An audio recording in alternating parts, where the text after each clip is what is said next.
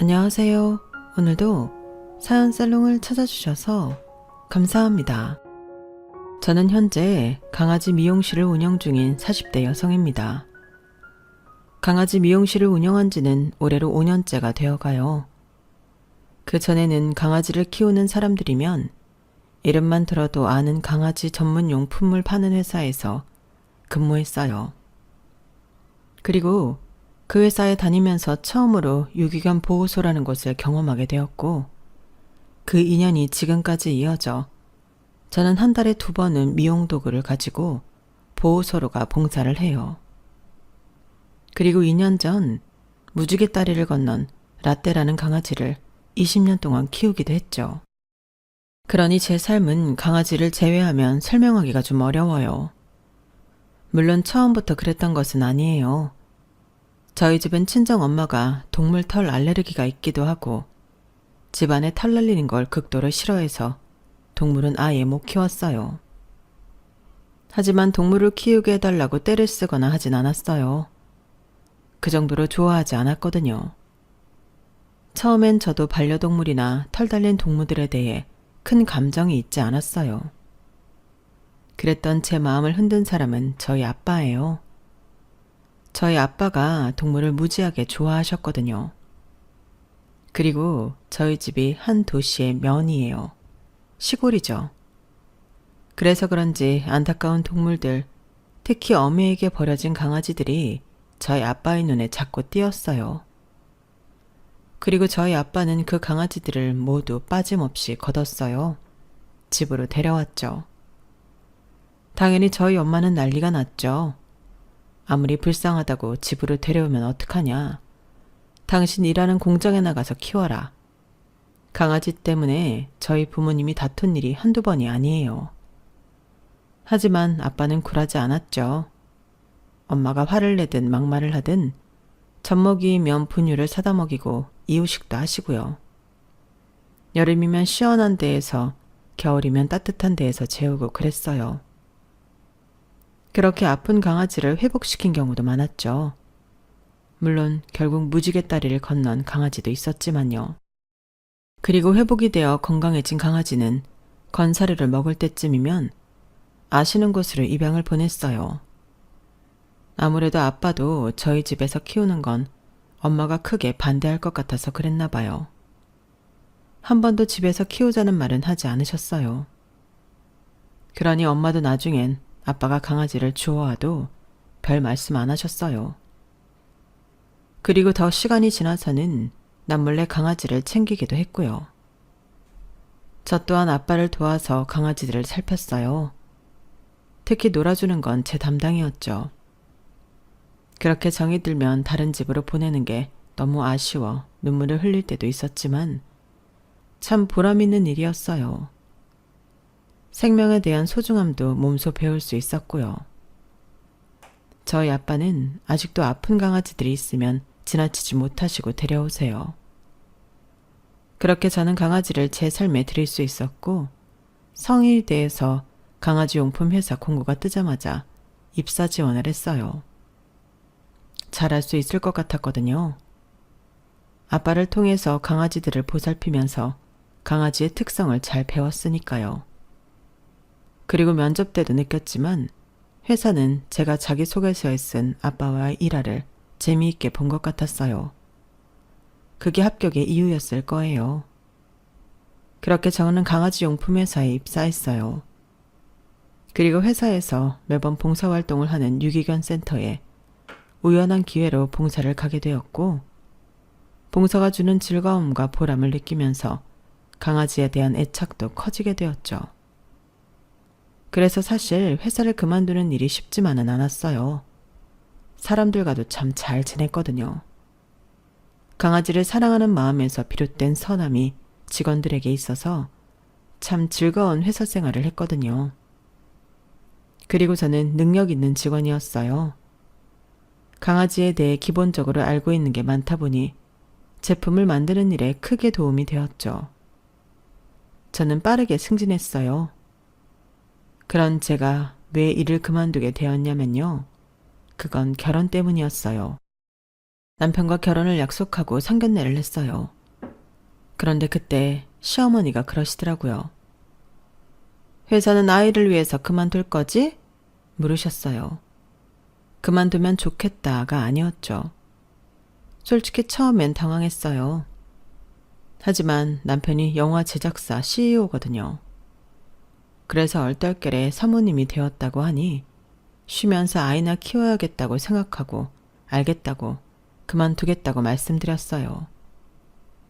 그러니 좋아하시는 것도 아니고 당연하다고 결혼을 한 여자라면 당연한 거라고 말씀하시더라고요. 그렇게 저는 그 다음날 사직서를 냈어요. 그러니 식도 안 올렸는데 그만두어도 되냐고 저를 말리거나 아쉽다고 말하는 사람들이 많았어요. 물론 역시 여자는 결혼만 하면 일을 그만둔다고 말하는 사람들도 있었지만요. 하지만 사람들의 말보다 더 중요한 건 제 미래 아니겠어요? 저는 저를 믿고 남편을 믿고 결혼을 했어요. 아무래도 영화 제작사 CEO의 결혼식이니 호화로운 결혼을 했죠. 사람들도 무척 많이 왔어요. 배우들도 오고요. 물론 결혼 생활은 그다지 호화스럽진 않았지만요. 저희는 집은 남편이 하고 가구는 제가 하기로 했는데 남편은 사업을 하는 사람일수록 사치를 부리면 안 된다고 9억 아파트를 구해왔어요.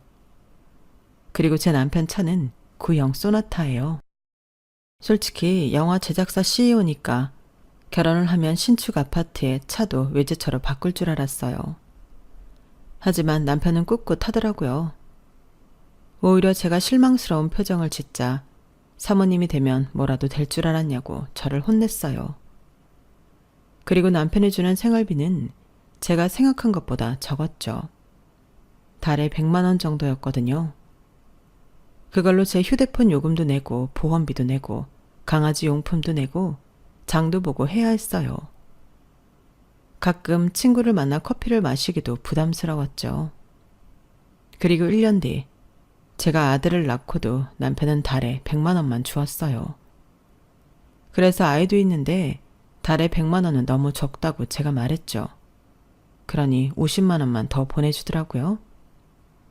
몰랐는데 당신 너무 사치 부리는 거 아니야? 달에 150만 원이면 됐지. 아무리 애가 있다고 해도 말이야. 당신 밖에서 일해봐서 알잖아. 50만 원 벌기가 얼마나 힘든지 알잖아. 그런데 말만 돈 더 달라고 하고 집에서 놀면서 돈 꼬박꼬박 받으니까 좋지. 그리고 지금 우리 회사 어려워. 아니? 영화 제작사 자체가 요새 어려워. 알긴 해? 영화 제작사 사모님이라는 사람이 회사 운영이 어떤지는 알지도 못하고 내내 돈 달라 돈 달라. 이거 나한테 너무 못할 짓 아니야? 그 말을 하길래 저는 결심했어요.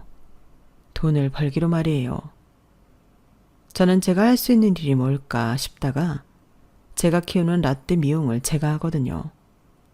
포메리안이라고 장모종인데 강아지 미용실 가는 비용이 아까워서 제가 했어요. 그 생각이 나면서 강아지 미용사가 되어야겠다고 생각했어요. 그래서 없는 돈을 털어 학원에 다녔죠. 그리고 다음 해에 가게를 오픈했어요. 가게는 아빠에게 부탁해 돈을 빌렸어요. 사실 남편에게 미용사 자격증을 딴 뒤에 강아지 미용실을 운영하고 싶다고 말했는데요. 들은 채도 안 하더라고요. 난 돈 없어. 하고 싶으면 당신 돈으로 해. 없으면 장인어른한테라도 빌리든가. 내가 말했지? 지금 회사 어렵고 모든 영화회사가 어렵다고. 투자자 찾기 바빠 죽겠는데 당신이 하고 싶어하는 그 개미용실 해줄 돈 없어. 그리고 벌면 이제 생활비는 안 줘도 되는 거지? 저는 그 말에 기가 차서 그 이후에 강아지 미용실에 대해서는 남편에게 말하지 않았어요. 오픈할 때도 남편에게 말하지 않았죠. 그리고 남편은 오픈한 달부터 생활비를 주지 않았어요. 저는 죽어라 홍보해서 겨우 생활할 수 있었죠. 하지만 남편의 속내를 알고 보니 다 거짓말이었어요. 영화 제작사가 잘 안 된다는 말도 투자자가 없다는 말도 돈이 없다는 말도 다 거짓말이었죠. 그걸 남편은 평생 저에게 숨길 생각이었나 봐요. 그런데 제가 어떻게 알게 되었냐면요. 제가 사실 올해 이혼을 했거든요. 지금 9살, 7살짜리 두 아들과 생활하고 있어요. 저희 부부는 소송을 통해 이혼을 했는데 그 과정에서 알게 된 남편의 재산이 꽤 많더라고요. 그 덕분에 저는 꽤 짭짤한 위자료와 양육비를 받을 수 있었어요. 저희 부부가 어떻게 이혼했는지 대충 그려지시나요? 하지만 그것보다 더한 일들로 저희 부부는 이혼했어요. 지금부터 차근차근 설명드릴게요. 그러기에 앞서 저희 부부가 어떻게 만났는지 알려드릴까요? 저희 부부는 한 영화사 시사회에서 처음 만났어요.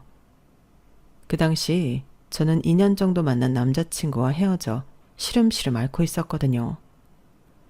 그런 저를 보고 팀장님이 저에게 영화 시사회 표를 주셨어요. 그러면서 반차를 쓰고 퇴근하라고 하셨죠. 그래서 화창한 수요일, 아직도 기억나요. 화창한 수요일 저는 퇴근을 했어요. 반차를 처음 써봐서 그때 퇴근을 하면 바깥이 무척 조용할 거라고 생각했는데 바깥은 그 나름의 시간으로 바쁘더라고요. 참 신기했어요. 우물 안에 개구리가 된 기분이었죠. 그리고 바깥 공기가 얼마나 시원하고 좋은지 아직도 그때의 기분을 잊을 수 없어요. 그렇게 좋은 기분으로 저는 영화 시사회에 갔어요. 사람이 무척 많더라고요. 커피 한 잔을 카페에서 포장해 좌석에 앉았어요. 이 영화 시사회는 영화를 보기 전에 하더라고요. 그래서 제작사 직원들이 무대에서 준비를 하고 있었어요. 그때 한 사람이 제 눈에 띄었어요. 장발에 머리를 질끈 묶은 남자가 이리저리 분주히 움직이고 있더라고요. 검은 바지에 검은 니트, 검은 뿔테 안경을 쓰고 있었죠. 저는 저 남자에게선 분명 시원한 남자 향수 냄새가 날 거라고 확신했어요. 그러면서 그 남자를 계속 빤히 보고 있었죠. 그러다 눈이 마주쳤는데 왠지 피하고 싶지 않더라고요. 그런데 그 남자가 고개를 꾸벅하고 인사를 하는 거예요. 저는 제가 아니라고 생각했어요. 그리고 그 뒤로 남자와 계속 눈이 마주쳤어요. 아니, 마주친 게 아니라 전 계속 보고 있었고 남자가 저를 힐끔힐끔 본 거죠. 그리고 시사회가 시작되었어요. 배우들이 무대로 올라왔죠. 영화에 대한 설명을 대략 했어요. 그런데 전 아무것도 안 들렸죠. 우습게도 무대 밑에 있는 그 남자만 보고 있었어요. 영화가 시작되었는데 집중도 안 되었어요. 어서 영화가 끝나기를 바랐죠.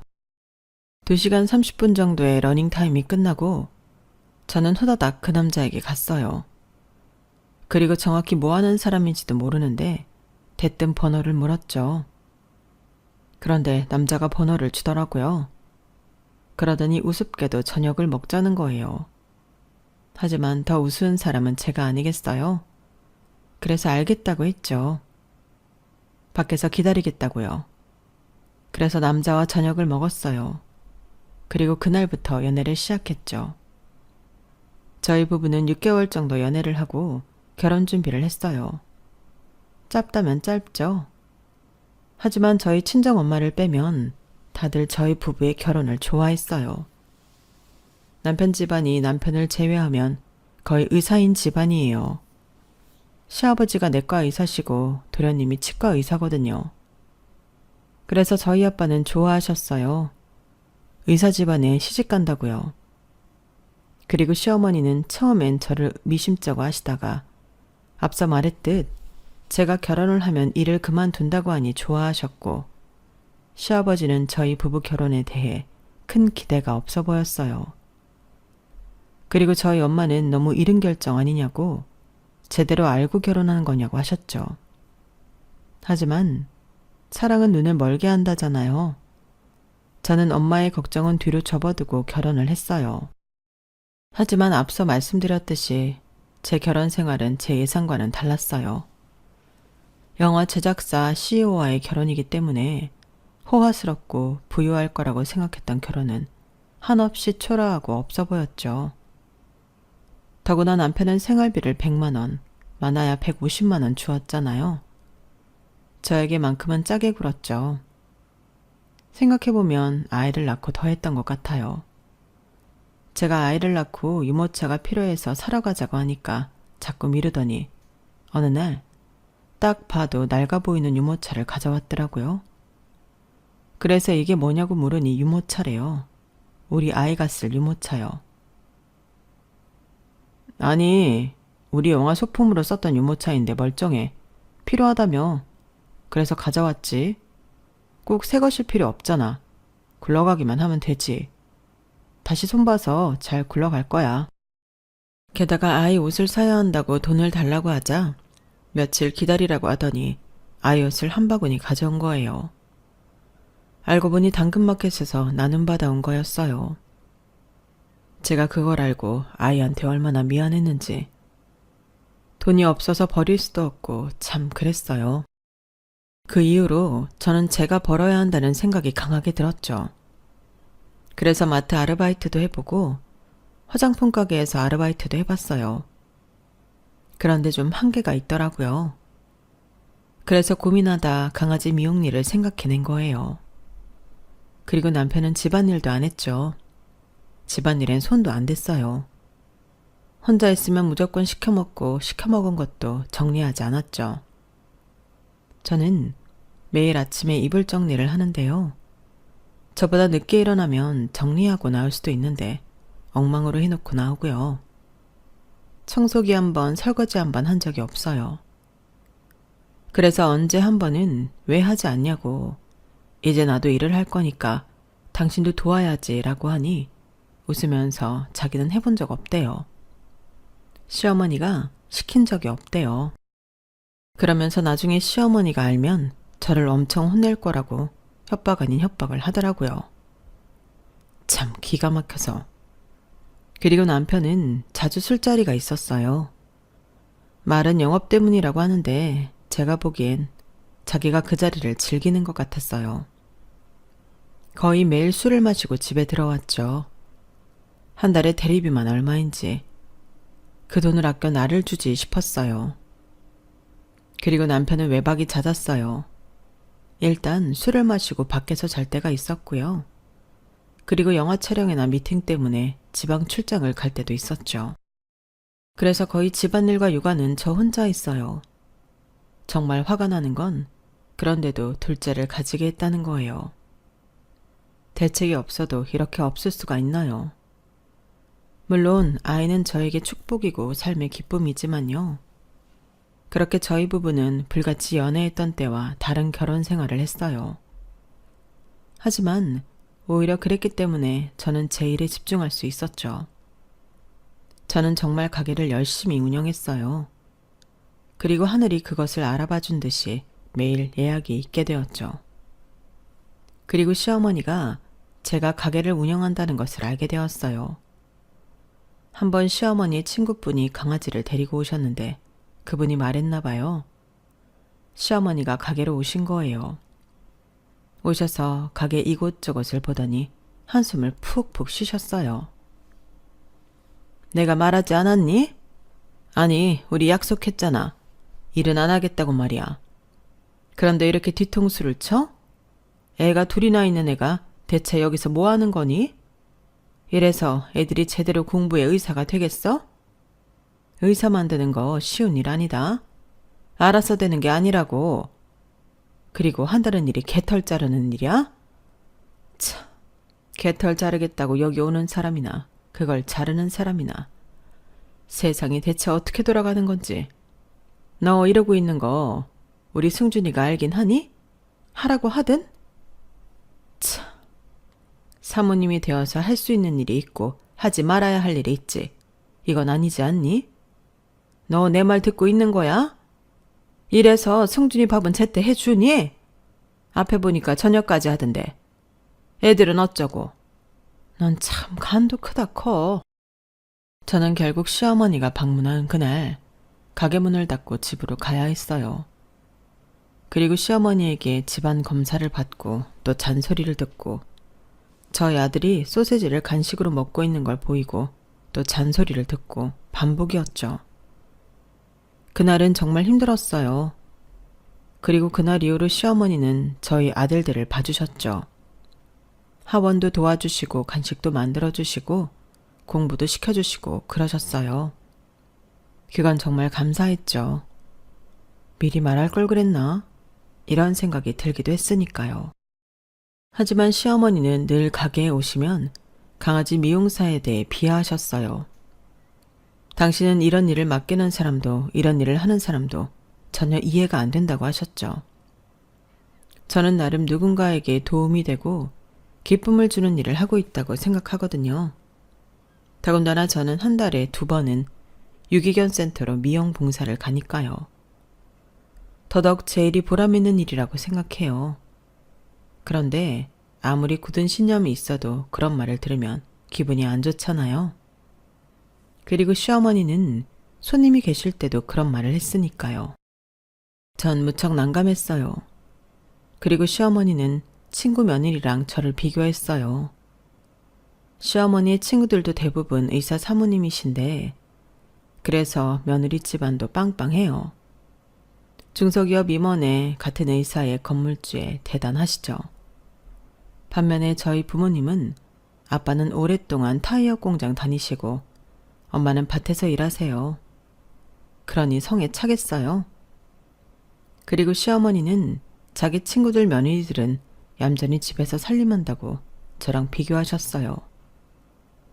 그리고 시어머니가 말하는 거 보면 시어머니는 제가 일을 하는 것도 싫지만 남편보다 많이 벌까봐 걱정하는 것 같기도 했어요.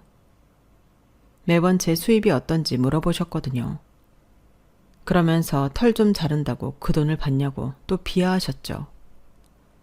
그리고 시어머니는 저희 아들들이 시아버지와 도련님처럼 의사가 되기를 바라셨어요. 대를 잇길 바라셨죠.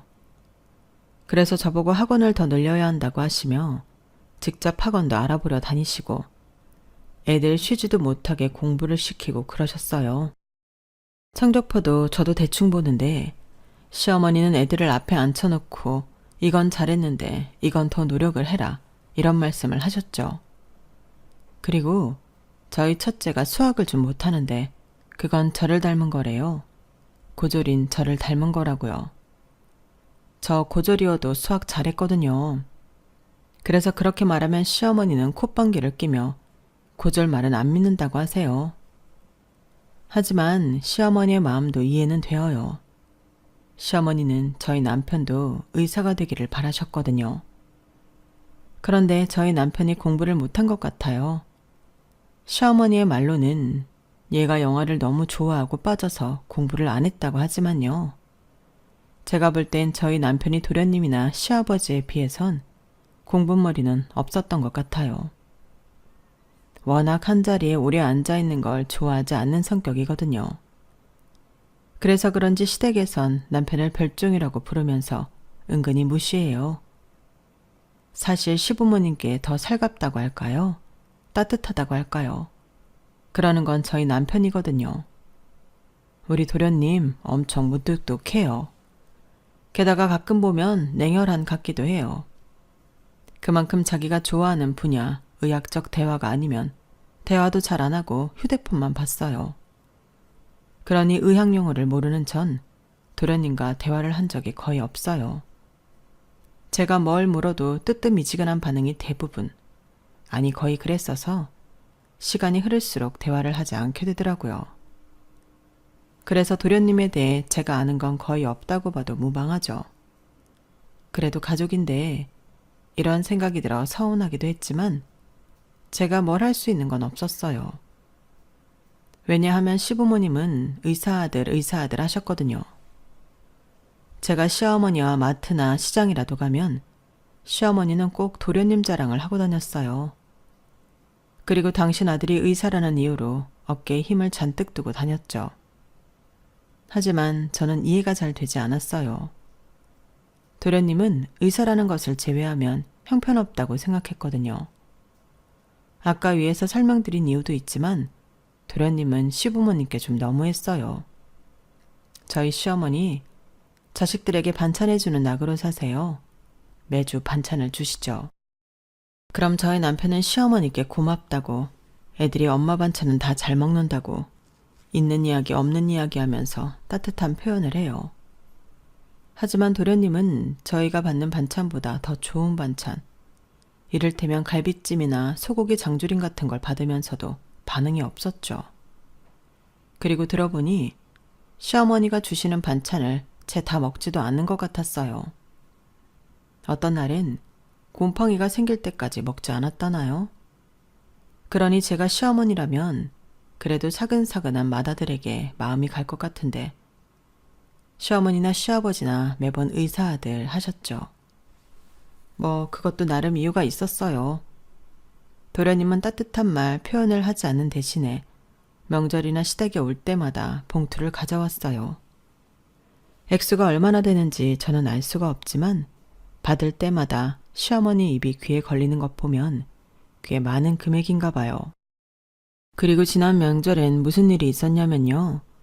도련님이 시부모님이 휴대폰을 바꾼 지 1년도 되지 않았는데 최신 휴대폰을 사온 거예요. 시어머니와 시아버지는 다 늙어서 이런 거 필요 없는데 라고 하셨지만 다 티가 났어요. 좋아서 어쩔 줄을 모르시더라고요. 그리고 다음 명절쯤에는 문 앞에서 들어도 시대간이 소란스럽길래 보니 안마의자를 설치 중이었어요. 최신형 안마의자를 도련님이 사온 거예요. 그리고 작년엔 도련님이 시부모님 패키지 여행을 보내줬는데 얼떨결에 저희도 같이 갔어요. 아이들 비용까지 다 도련님이 부담했고요. 남편은 몰라도 저는 해외여행이 처음이라 들떴는데 들뜬 마음이 차갑게 식어 어서 집으로 돌아가고 싶었죠. 왜냐하면 해외에 나가서도 우리 의사아들 소리를 하셨거든요. 누구한테 그랬냐면요. 저희뿐만 아니라 같이 패키지 여행을 온 사람들에게 의사 아들이 여행 보내준 거라면서 자랑에 자랑을 해댔거든요. 그래서 처음 가본 해외여행인데도 어서 집에 가고 싶었어요. 그리고 시부모님은 남편과 도련님을 하나하나 비교하셨죠. 저희 남편이 도련님보다 키도 크고 체격도 좋고 잘생긴 건 아무 상관이 없었어요. 그저 의사, 머리 좋은 우리 아들 이러셨죠. 어느 날엔 저희가 타는 차 가지고도 한 소리를 하셨죠. 이번에 경준이 차 바꾼 거 봤니? 지난 명절에 끌고 왔잖아. 참 세련되었더라. 역시 외제차는 다른 거야. 안 그래? 그래서 말인데 너네도 이번에 차 바꿀 때 외제차 뽑지 그랬니? 뭐? 그 차 중고라고? 아니, 너도 같이 보는 애가 무슨 중고야? 너 장사 잘 된다고 나한테 그러지 않았어? 그래서 가게 못 잡는다며. 근데 무슨 중고차야. 그리고 회사 사장인 애한테 너무하는 거 아니니? 그래서 얘 면이 서겠어? 너도 참 독하다. 이런 애인 줄 알았으면 결혼 안 시켰는데. 난 또 일도 그만둔다고 하길래 참한 애인 줄 알았더니 악독해서는. 악독하다뇨. 제가요? 저는 한 번도 그런 소리를 들어본 적이 없어요. 오히려 사람들에게 장사를 한다고 했을 때 저처럼 순박한 애가 무슨 장사냐고 사람들이 그랬죠. 그러니 저는 당황스러웠어요. 그래서 시어머니께 말했죠. 어머니, 저희는 많이 벌어도 알뜰살뜰 사는 거예요. 애들 키우는 게 한두 푼도 아닌데 낭비하고 살 수는 없죠. 제 주변에 똑똑한 사람들은 다 저희처럼 살아요. 중고차 타고 신축 아파트만 고집하지 않아요. 도련님도 나중에 결혼하고 아이 가지면 그럴걸요? 다 도련님이 결혼도 안 하고 아이도 안 키워봐서 모르는 거예요. 지금이라도 아끼면 나중에 중간이라도 갈 텐데. 그쵸? 사실 도련님 보면 아슬아슬해요. 저래서 어디 장가는 가겠어요? 낭비하는 남자, 여자들이 안 좋아해요. 결혼 상대는 검소한 게 최고죠. 그러자 시어머니는 노발대발 하셨어요. 내가 얼마나 한다고 그런 소리를 하냐는 둥, 우리 아들은 그럴 자격도 있고 사람은 수준이란 게 있다는 둥, 이런 말들을 하셨죠. 저에게 삿대질을 하시고 목에 핏줄을 세워가며 말하셨으니 오죽 화가 나셨나 봐요. 그리고 그 다음 날부터 사흘 동안 시어머니는 저희 집에 오지 않았어요. 사실 그건 속이 시원하기만 한 건 아니었어요. 저는 출근을 해야 하고 누군가 애들을 봐주면 좋은데 시어머니가 아니면 부탁할 사람이 없었으니까요. 그래서 아이들은 제 가게에서 간식을 먹거나 공부를 해야 할 때도 있었죠. 정말 여기저기 신경 써야 해서 죽을 맛이었어요. 저희 아이들도 강아지를 무지 좋아하거든요. 그래서 고객으로 온 강아지를 만지려고 할 때가 종종 있었어요. 그럴 때마다 하지 말라고 어르고 달래는데 정말 죽을 맛이었어요. 그리고 며칠 뒤 시어머니는 가게로 오셨어요. 몇 번의 전쟁을 치르고 나서여서 저는 책상에 엎드려 있었어요. 그런데 시어머니가 저에게 아이스 커피를 건네더니 픽 하고 웃는 거예요. 우리 아들 결혼한다? 그리고 그렇게 말했죠. 꼭 당신 아들이 도련님 하나만 있는 것처럼 군다고. 저는 생각했고 기분이 좀 언짢았어요. 물론 저도 제 남편이 마냥 좋진 않았지만 팔은 안으로 굽는다고 대놓고 저러시니 기분이 그렇더라고요. 시어머니는 제대로 말하지 않고 싱글벙글 화분에 물을 줬어요. 결국 저는 그게 무슨 말이냐고 물었죠. 말 그대로지 뭐. 우리 아들 결혼한다고. 그것도 법률 집안 딸이랑. 아, 이렇게 말하면 감이 안 오지? 판사 딸이랑 결혼할 거야. 게다가 딸은 변호사란다. 걔 엄마도 변호사고. 오빠는 변리사라지 아마? 아주 유서 깊은 집안이다 이거야. 역사도 없는 집안이랑은 하늘과 땅 차이지. 물어보니 대대로 법률 쪽에서 이랬다더라. 한 사람도 빠짐없이. 네가 예전에 그랬지? 우리 아들이 낭비를 한다고. 그런데 어쩌니? 그건 낭비가 아닌데. 그게 수준이라는 거야. 너랑 우리 아들이 같니? 어디서 비교질이야? 너 아마 나한테 그 말한 거 후회할 거야. 지금도 솔직히 그러고 있지. 내가 우리 아들한테 말 전할까 무섭지? 전 당황했어요. 도련님이 결혼을 한다니. 여자도 없는 사람이 어떻게 금방 결혼을 하겠어요. 그래서 저는 시어머니의 말을 반신반의했어요. 저는 시어머니에게 그럼 언제 결혼을 하는 거냐고 물었어요. 그런데 시어머니가 그건 아직 모르지. 이번 주에 보기로 했으니까 하는 거예요. 저는 저도 모르게 웃었어요. 그러면서 저는 당장이라도 결혼하는 줄 알았다고 말했죠. 그러자 시어머니는 화를 냈어요. 야, 할 거야. 그 집안이랑 결혼할 거라고. 무조건. 한번 두고 봐라. 내 말대로 안 되나. 나는 자신 있어. 분명 우리 아들도 마음에 들어 할 거고 그 집안도 우리 집안 마음에 들어 할 거야. 그러니 너희만 좀 사려라. 알겠니? 시어머니는 저희가 혹시나 결혼에 누가 될까 봐 걱정하는 것 같았어요. 정말 우습고 기분이 나빴죠. 저는 다시 엎드렸어요. 그리고 시어머니는 계속 쫑알쫑알 저에게 말을 걸었는데 다른 건 다 기억 안 나고요. 기억나는 건 이 말이에요.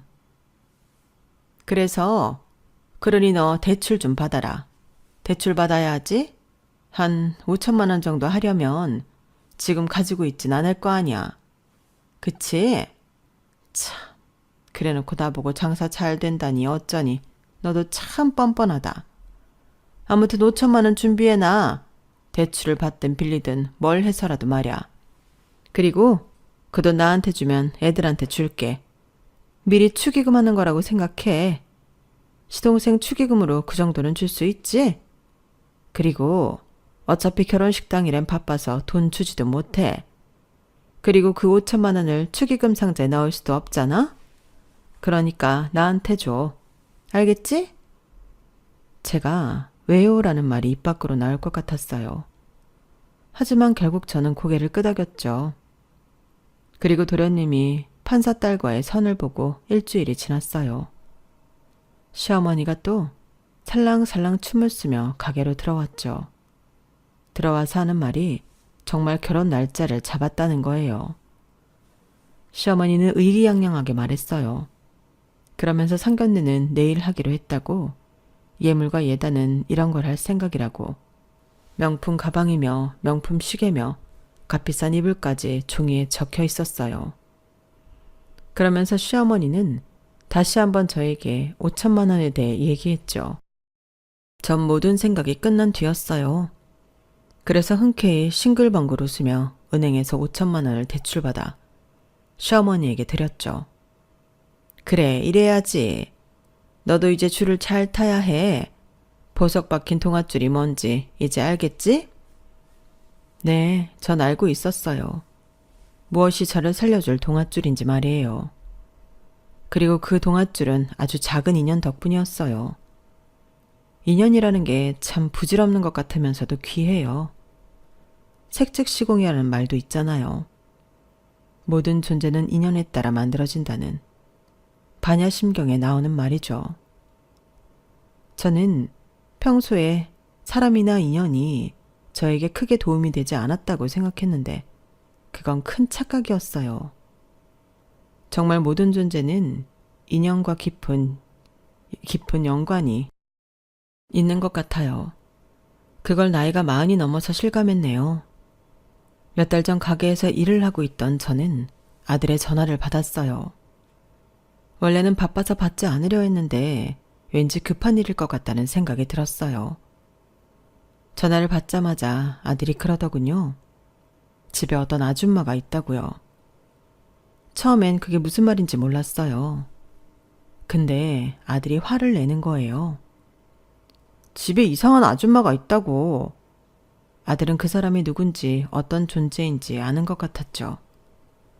그래서 저는 집으로 달려갔어요. 현관문 앞에 아들이 있더군요. 안에서 못 나오게 막고 있던 모양이에요. 그 조그만 아이가 말이에요. 저는 아이를 뒤에 숨기고 문을 열었어요.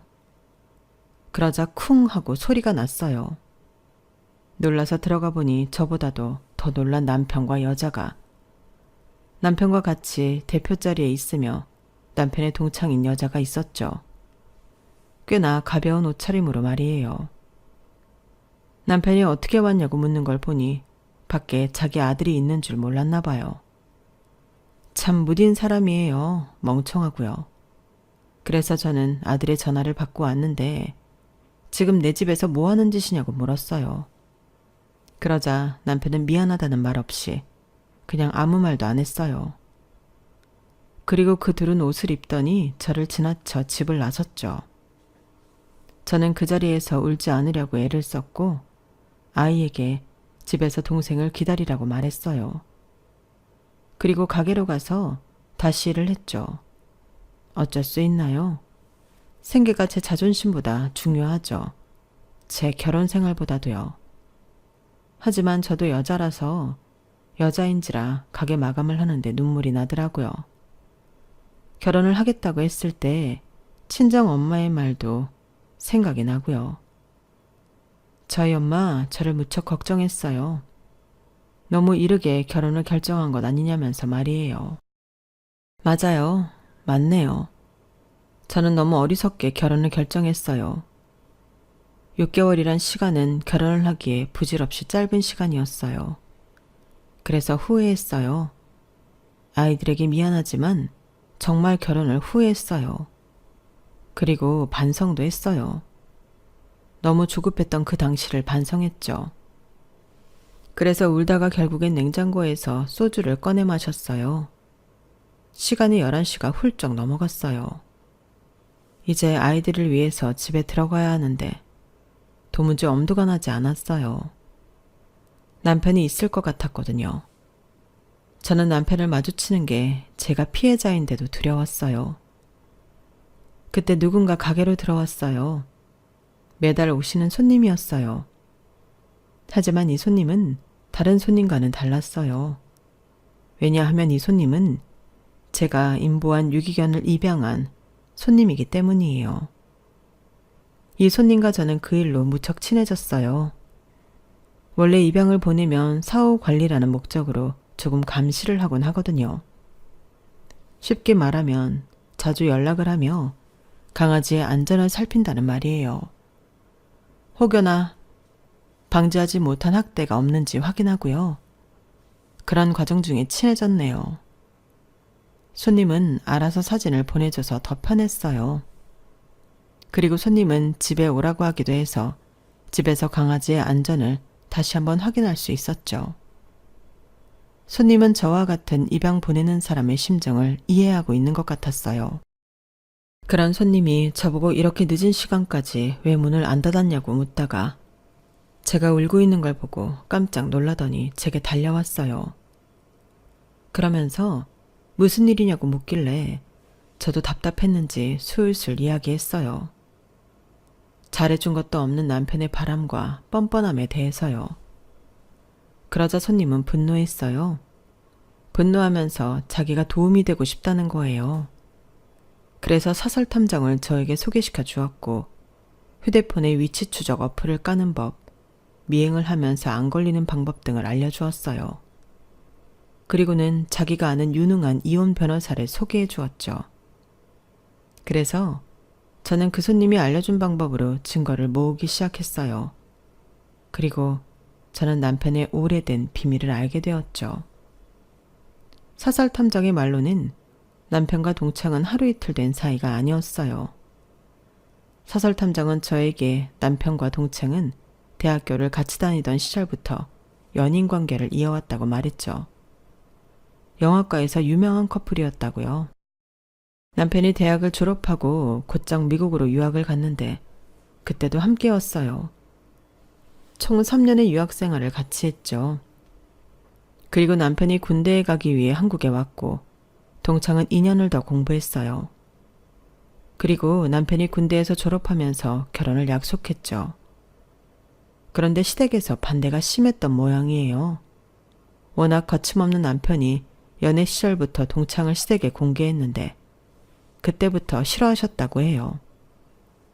영화쟁이는 너뿐이면 충분하다는 이유였어요. 저희 시댁이라면 그런 말을 하고도 남았죠. 저희 남편 덕분에 영화는 질색하는 사람들이니까요. 그래서 극심히 반대에 헤어지고 남편이 무척 힘들어했어요. 주변 사람들의 말에 의하면 수면제를 과다 복용한 적도 있었어요. 찐사랑이었다고 해요. 그런 남편이 저랑 결혼하는 게 의외이지 않나요? 사설 탐정은 연막작전이라고 했어요. 동창과 계속 인연을 이어가기 위한 대비책이요. 남편과 제가 인연이 된 게 9월, 남편이 영화사를 차린 게 그해 2월이거든요.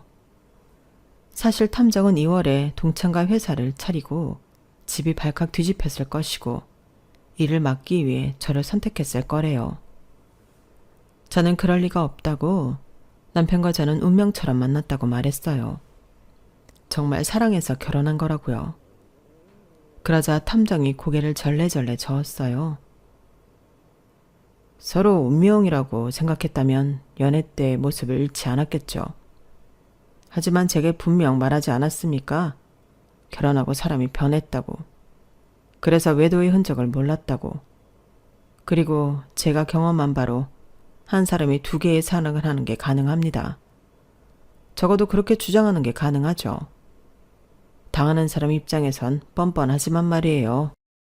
그러면서 사설 탐정은 남편과 동창이 한 아파트로 들어가는 사진을 보여주었어요. 그리고 차례로 외제차와 비싸 보이는 오토바이와 함께 오르는 사진, 카페에서 데이트를 하는 사진, 다른 지역에서 찍힌 사진을 보여주었죠. 차례로 설명하길 남편과 동창은 같이 사는 아파트가 오래전부터 있었고 이 외제차도 오토바이도 함께 사용하는 것이라고 해요. 명의가 남편 명의래요. 몰랐냐고 제게 묻더라고요. 그리고 남편은 일주일에 사흘은 외박을 했는데 그때마다 동창과 있었고요. 가끔 제가 집에 없는 틈을 타 집으로 온 사진도 있었어요. 그리고 사설 탐정은 남편과 동창이 비공개로 사용한 SNS 계정을 보여주었어요. 올라온 게시글을 하나씩 보니 사설 탐정이 지금까지 해준 말이 신빙성이 있더라고요. 아니, 딱 들어맞더라고요. 그리고 사설 탐정은 남편의 재산이 꽤 두둑하니 위자료와 매달 양육비를 꽤 받을 수 있을 거라고 말했어요. 탐정이 보여준 자료를 보니 저희 남편 재산이 상당하더라고요. 이제껏 돈을 일부러 주지 않은 상태였어요. 그게 괘씸해서 저는 이혼 소송을 하기로 결심했어요. 사실 처음엔 협박만 하고 이혼은 하지 말아야지 생각했는데 남편에게 그런 식으로 벌을 주는 것보다 제 삶을 찾아야 하니까요. 저는 그리고 그 손님에게 감사의 인사를 전하려고 약속을 잡았어요. 도련님 상견례가 끝나고 만나기로 했죠. 그런데 정말 놀라운 일이 뭔지 아세요? 저희 도련님 상견례를 하려고 식당에 들어가 앉았는데 뒤이어 오는 사람이 그 손님이었어요. 그 손님이 도련님 맞은편에 앉았죠.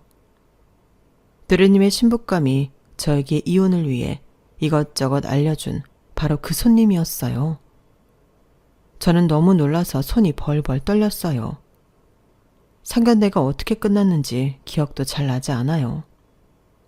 그리고 약속한 시간에 그 손님을 만났는데 그 손님과 저는 만나서 10분 동안 무슨 말을 하지 못했죠. 그 손님이 먼저 물었어요. 잘 해결되었냐고요. 그래서 도련님 결혼식 이후에 이혼 소송 이야기할 생각이라고 말했어요. 그러자 손님이 결혼식 전에 이혼 소송 하라고 하는 거예요. 그게 충격이 더 클 거라고 배려하지 말라고 하더라고요. 하지만 어떻게 그래요? 손님 결혼식이기도 한데. 그렇게 말하자 손님은 결혼 안 할 거래요. 이혼 소송 이야기하면 말해달라고 했어요. 그때쯤 자기도 파혼하겠다고요. 그렇게 저희는 여자의 의리를 지킬 수 있었어요. 그리고 저는 정한 대로 도련님 결혼식 일주일 전에 시댁을 찾아갔어요. 어머니, 저 이혼하겠습니다. 애들 아빠랑요. 올해 심사숙고해서 내린 결정입니다. 그리고 이혼은 합의하지 않고 소송할 생각입니다. 어머니도 아시는 사람과 남편이 외도를 했어요. 남편과 아주 오래 연애한 동창 아시죠? 지금 영화 제작사 공동 대표로 있고요. 그 사람이랑 결혼하기 전부터 만나고 있었어요. 전 사기 결혼 당한 겁니다. 아니, 저는 이 더러운 관계의 방패로 쓰였어요. 너무 억울하고 제가 불쌍해서 이혼 안 해주려고 했는데 안 해준다고 안 만날 것 같지도 않고요. 아시잖아요. 저 사람 능구렁이 같은 거.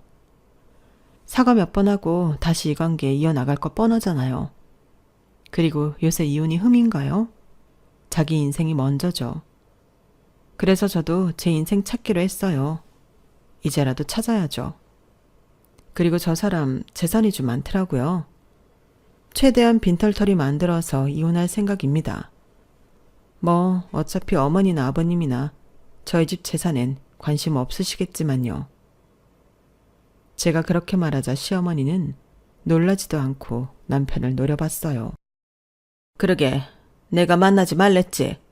꼬리가 길면 잡힌다고. 얘가 아무리 멍청해 보여도 여자의 직감이라는 거 무시 못한다고 했지? 아휴, 머저리야. 머저리야. 그런 거였어요. 시어머니도 시아버지도 다 알고 계신 거였어요. 저는 너무 충격받았지만 최대한 평정심을 찾으려고 노력했죠. 그리고 이제껏 모은 증거의 사본을 꺼냈어요. 다 아신다니까 이런 건 보실 필요 없겠지만 제가 이런 것까지 모아두었다는 거 아셨으면 해서요. 그리고 이혼 소송을 지금 당장 신청하겠다고 말했어요. 그러자 시어머니가 저에게 다가오더니 저를 말리는 거예요. 애들을 생각하라고요. 아직 어린애들인데 아빠 없는 애들로 키울 거냐고요. 그래서 제가 제 팔을 잡은 시어머니의 손을 뿌리쳤어요. 그러자 남편이 고래고래 소리를 지르더라고요. 그래, 네 맘대로 해라. 어디 애들 아빠 없는 불쌍한 애들로 만들어봐. 그리고 내가 외도를 해? 외도는 내가 첫 번째일 때 말이고, 안 그래? 뻔뻔하게 그렇게 말하는 게 아니겠어요? 그래서 제가 남편을 노려봤어요. 네, 차라리 아빠 없는 셈 치는 게 낫겠어요. 어차피 좋은 아빠도 아니었고 그걸 애들도 다 아는데요.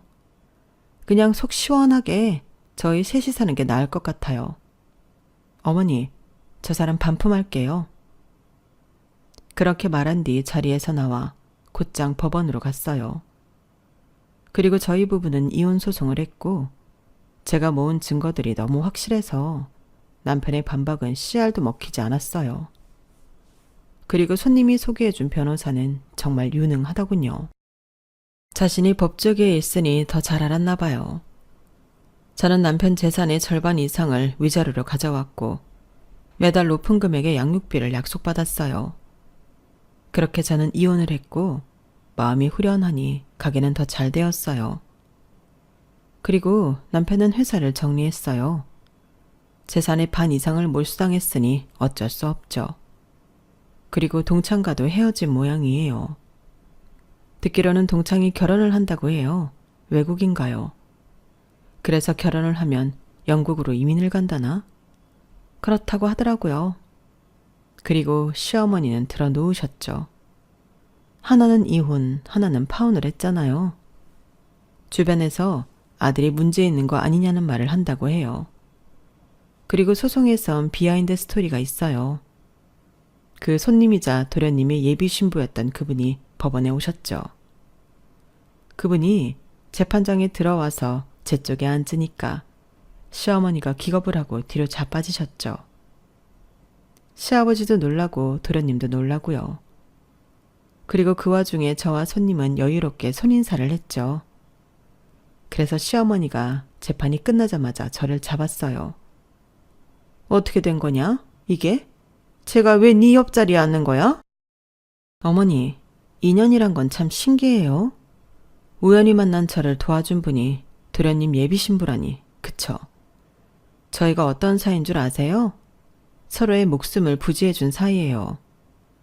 저는 저분 덕분에 제가 안전히 제 남편을 반품할 수 있었고 저분은 제 덕분에 파혼해서 시어머니한테 벗어났잖아요.